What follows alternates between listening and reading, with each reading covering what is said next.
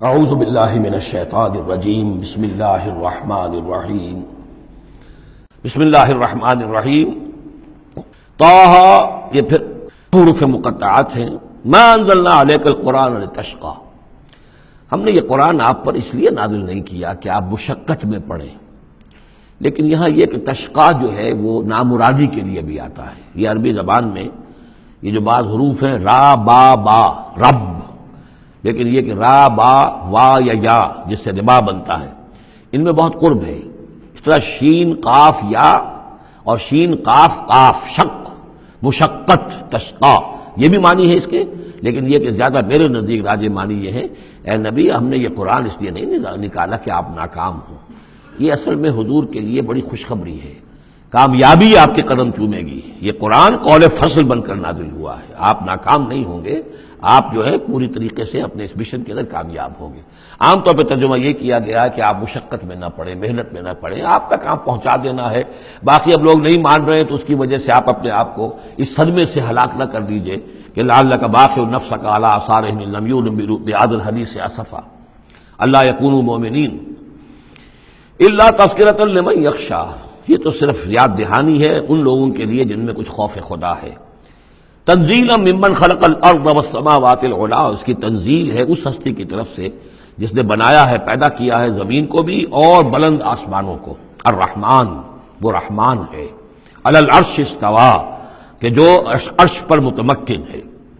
لہ ما فی السماوات وما فی الارض وما بینہما، اسی کا ہے، اسی کی ملکیت ہے جو کچھ کے آسمانوں میں ہے اور جو کچھ کے زمین میں ہے اور جو ان دونوں کے مابین ہے۔ وما تحت الثریٰ، اور جو زمین کے سب سے نچلے طبقے کے نیچے ہے۔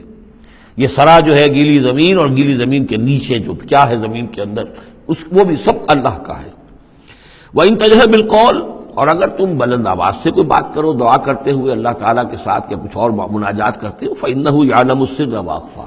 بلند کرو گے تب بھی وہ تو سنتا ہے، لیکن وہ تو جانتا ہے سر کو بھی اخفا کو بھی، ہر چھپی ہوئی بات کو اور نہایت مخفی بات کو۔ اخفا جو ہے باب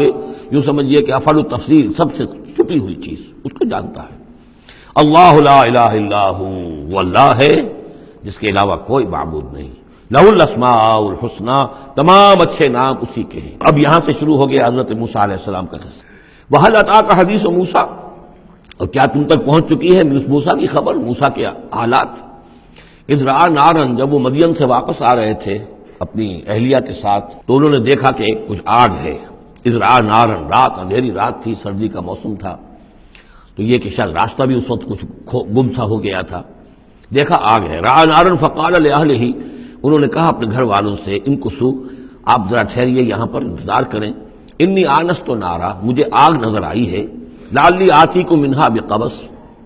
یہ بھی ہو سکتا ہے کہ میں وہاں سے کوئی چنگاری لے آؤں تاکہ یہاں ہم آگ روشن کر لیں تو سردی میں اس کو آگ کو تاپ بھی سکیں گے،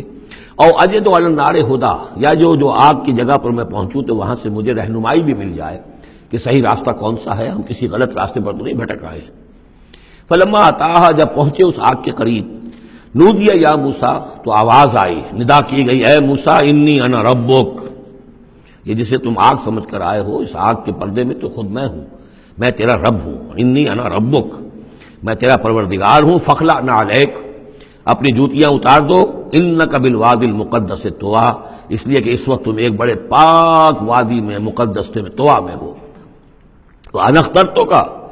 اور میں نے تمہیں اختیار کر لیا ہے، پسند کر لیا ہے، چن لیا ہے، ایک بڑے مشن کے لیے تمہارا سلیکشن ہو گیا ہے۔ فاستمع لما یوحیٰ، تو اب ذرا توجہ سے سنو جو وحی تم پر کی جا رہی ہے۔ اننی انا اللہ لا الہ الا انا، یہ مقام اس اعتبار سے قرآن مجید میں بہت منفرد ہے کہ جو انانیت کبریٰ ہے، اللہ کی انانیت کبریٰ، جس طرح ان الفاظ میں قرآن مجید میں ظاہر ہوئی ہے، میرے علم کی حد تک کوئی دوسرا مقام نہیں ہے۔ یہ علامہ اقبال نے یہ الفاظ استعمال کیے نا کہ ایک تو ہماری انائے صغیر ہے، دی اسمال ایگو، میں، ایک ہے بڑی ego, the great I am, the infinite ego,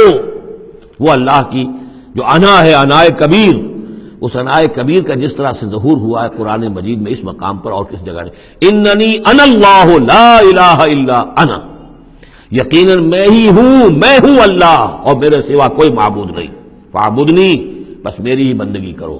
میری پرستش کرو، واقعی الصلاۃ لذکری، اور نماز قائم رکھو میری یاد کے لیے، ان الساعۃ آتیۃ، اور یہ بات بھی یاد رکھو قیامت آ کر رہے گی، اکاد اخفیہا، میں اسے مخفی رکھوں گا، لتجزا کل نفس بما تسعی، تاکہ بدلہ مل جائے ہر شخص کو، ہر جان کو جو کچھ کہ اس نے کوشش کی ہو، فلا یصدنک عنہا من لا یؤمن بہا، تو دیکھنا تمہیں کہیں روگرداں نہ کر دیں وہ لوگ کہ جو اس پر ایمان نہیں رکھتے، جو آخرت کو نہیں مانتے، کہیں تمہیں بھی آخرت سے برگشتہ نہ کر دیں یا نماز سے برگشتہ نہ کر دیں۔ یہ عنہا کی ضمیر دونوں طرف جا سکتی ہے۔ واتبع ہواہ، وہ لوگ کہ جو اس سے آخرت سے خود جو ہے روگردان ہے، اور جنہوں نے کہ اپنی خواہشات کی پیروی کی ہوئی ہے، فتردا، تو تم بھی ہلاک ہو جاؤ گے اور تم بھی گڑھے میں گرو گے۔ وما تلک بیمینک یا موسیٰ، اور اے موسیٰ تمہارے یہ داہنے ہاتھ میں کیا ہے؟ قال ہی عصای، کہا یہ میرا عصا ہے، اتوکا علیہا۔ اس میں نکتہ نکالا ہے مفسرین نے کہ دیکھیے جو اللہ تعالیٰ سے مخاطبت اور مکالمے کا جو ایک ذوق حاصل ہو رہا ہے، تو جواب اتنا ہی کافی تھا یہ میرا عصا ہے، لیکن آگے بڑھا رہے بات کو، یہ میرا عصا ہے، اتوکا علیہا، میں اس پہ ذرا ٹیک لگا لیا کرتا ہوں، واحش بہا علی غنمی، اور میں اپنی بکریوں کے لیے اس سے پھر پتے جھاڑتا ہوں درختوں سے، وَلِيَ فِيهَا مَعَارِبُ أُخْرَىٰ، اور میرے اور بھی بہت سے کام ہیں جو اس لاٹھی سے، اس عصا سے میں لیتا ہوں۔ قال القھا یا موسیٰ، فرمایا ذرا جو ڈال دو زمین پر اس کو اے موسیٰ، فالقاها، تو انہوں نے ڈال دیا، فَإِذَا هِيَ حَيَّةٌ تَسْعَىٰ، تو وہ تو دیکھتے ہی دیکھتے ایک سانپ بن گیا، چلتا ہوا دوڑتا ہوا۔ قال خذها ولا تخف، ایک دوسرے مقام پر آپ دیکھیں گے کہ حضرت موسیٰ پر اتنا خوف طاری ہوا کہ پیٹھ موڑ کر بھاگے وہاں سے، وَلَّا مُدْبِرًا، وہاں سے بھاگے، لیکن یہ کہ اللہ نے فرمایا موسیٰ ڈرو نہیں، واپس آؤ اور اس کو پکڑو، یہاں وہ تفصیل نہیں ہے۔ قال خذها ولا تخف، فرمایا اس کو پکڑ لو اور ڈرو نہیں، سنعیدها سیرتها الاولی، ہم اسے لوٹا کر واپس لے جائیں گے اس کی پرانی شکل پر، پرانی سیرت پر۔ وَاضْمُمْ يَدَكَ إِلَىٰ جَنَاحِكَ، اور ذرا اپنا ہاتھ جو ہے وہ اپنی بغل کے ساتھ ملاؤ، تخرج بیضاء، پھر جب نکالو گے تو وہ نکلے گا بالکل سفید ہو کر روشن، من غیر سوء، بغیر اس کے کہ اس میں کوئی بیماری پیدا ہوئی، وہ برس نہیں ہوگا، اس میں برس نہیں بلکہ یہ کہ بغیر کسی مرض کے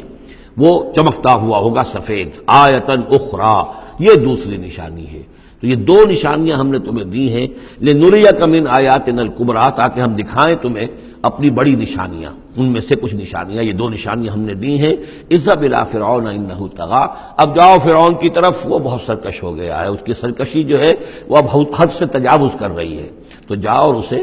دین کی دعوت دو، خیر کی دعوت دو، اور خاص طور پر یہ بھی کہو کہ بنی اسرائیل پر ظلم نہ کرے اور انہیں واپس جانے دے جہاں سے وہ آئے تھے، فلسطین سے۔ صدق اللہ العظیم۔